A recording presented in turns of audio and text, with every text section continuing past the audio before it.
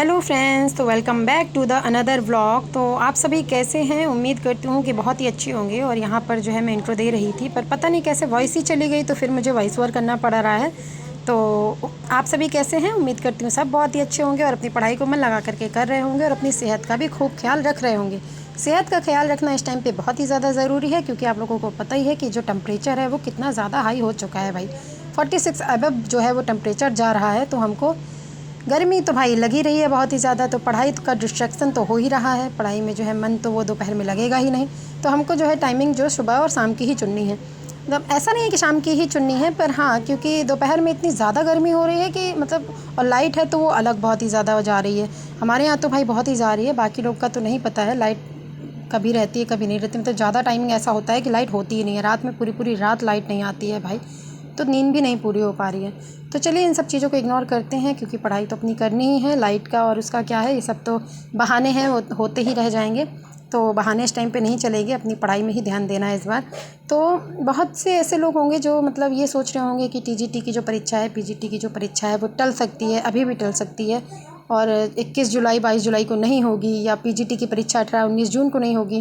क्योंकि जब हम लोग यूट्यूब उठाते हैं ना, तो उसमें न जाने कितने सारी वीडियो ऐसे आ जाते हैं कि परीक्षा टल जाएगी, अभी इसमें नहीं होगी, अभी उसमें नहीं होगी। और इन सब चीज़ों को देख के हमारा मन जो है वो एकदम से विचलित हो जाता है, घबरा जाता है। ठीक है, अखबारों में भी आए दिन हमको कोई ना कोई न्यूज़ देखने के लिए मिलती है, और जब वो न्यूज़ हम देखते हैं तो हम थोड़ा सा डिस्ट्रैक्ट हो जाते हैं। तो देखिए, इस टाइम पे ना कुछ भी और देखने की ज़रूरत नहीं है, सिर्फ़ और सिर्फ अपनी किताबों को ही देखने की ज़रूरत है। हम जब अगर न्यूज़पेपर देखेंगे, अपनी कोई और न्यूज़ देखेंगे, कुछ और वो करेंगे, तो इधर उधर हमारा माइंड डिस्टर्ब होगा ही होगा। क्योंकि जब डेट पे डेट बढ़ रही है ना, तो मन को हमारे लग रहा है कि चलो ठीक है, अभी छोड़ देते हैं, अभी बंद कर देते हैं। अभी हमको इतना टाइम और मिल गया, क्या पता अभी ना हो, हमें और टाइम मिल जाए, छोड़ देते हैं, अभी थोड़ा सा ढीले डाल देते हैं। तो ऐसा नहीं करना है। हमको उन सब चीज़ों में क्या चल रहा है क्या नहीं चल रहा है, इस बात की चिंता बिल्कुल नहीं करनी है। और अपनी पढ़ाई को जो है वो बिल्कुल भी बंद नहीं करना है, क्योंकि पढ़ाई बंद करके ना हम अपना ही नुकसान करेंगे। और हम इस टाइम पे तो बिल्कुल भी अपना नुकसान नहीं कर सकते हैं, क्योंकि ये जॉब जो है वो हमें चाहिए ही चाहिए है। क्योंकि ये एक बहुत ही अच्छी जॉब है, जो कि हमको लेके ही रहना है। हमको अपनी ज़िंदगी में कुछ ना कुछ अच्छा करना है, अपने लिए करना है, अपने परिवार के लिए करना है, और उसके लिए हमको ये जॉब पाना बहुत ही ज़्यादा ज़रूरी है। तो इस बाकी सब चीज़ों को छोड़ करके सिर्फ़ और सिर्फ हमें पढ़ाई में ही ध्यान देना है। तो देखिए, इस टाइम पे मैं बता दूँ आप लोगों को कि सबसे ज़्यादा जो ज़रूरी चीज़ें हैं वो क्या हैं।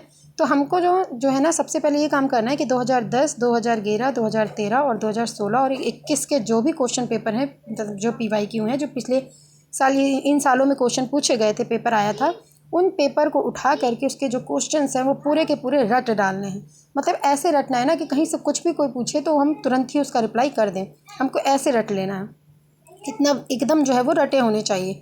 और वो क्यों होने चाहिए? क्योंकि देखिए, अगर इन सालों में से 20% चांसेस ऐसे हैं कि पूरा का पूरा क्वेश्चन सेम टू सेम उठा के रख सकते हैं, तो हमको जब वो चीज़ रटी होगी तो हमको ये गिल्ट नहीं होगा कि अगर हमने ये चीज़ पढ़ ली होती तो शायद हम यहाँ आंसर दे देते और हम 1 नंबर, मतलब 2 नंबर, 2.5 नंबर पा जाते। तो एक क्वेश्चन सही होने के लिए हमको ज़्यादा वो नहीं करना पड़ेगा, हमको फिर गिल्ट नहीं होगा कि हमने पढ़ा होता तो ऐसा हो गया होता। तो हमको ये जितने भी हैं ना, इन सारे क्वेश्चन पेपर को बिल्कुल रट लेना है। ठीक, और दूसरा ये फ़ायदा होगा हमको कि जब हम इतने सारे क्वेश्चन पेपर को जब हम रट लेंगे ना, तो हमको ये समझ में आ जाएगा कि इन 5 सालों में कौन से ऐसे यूनिट, कौन से ऐसे टॉपिक थे जिनसे जो क्वेश्चंस हैं वो सबसे ज़्यादा बार पूछे गए हैं।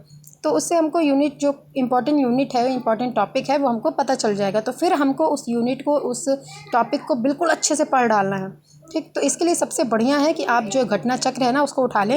ये देखिए, यहाँ पे मैं घटना चक्र ही दिखा रही हूँ, जो कि टीजीटी बायोलॉजी 2009 में पूछा गया। इसमें टीजीटी पीजीटी दोनों के ही क्वेश्चन बहुत अच्छे से दिए गए हैं, सारे 2010 से लेकर 2021 तक के, और बाकी भी दिए गए हैं। देखिए, ये पीजीटी का है, पीजीटी बॉटनी 2011 में पूछा गया था।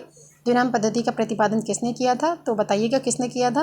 लीनियस, डार्विन, लैमार्क, इनमें से कोई नहीं। इसी में ये आंसर दिया हुआ है, जिसका आंसर है ए नंबर, लीनियस ने जो है द्विनाम पद्धति का प्रकाशन किया हुआ था। एक क्वेश्चन और आया था कि द्विनाम, मतलब लीनियस द्वारा किए गए, उसका मतलब क्या है, द्विनाम पद्धति, त्रिनाम पद्धति, तो उसमें द्विनाम पद्धति था।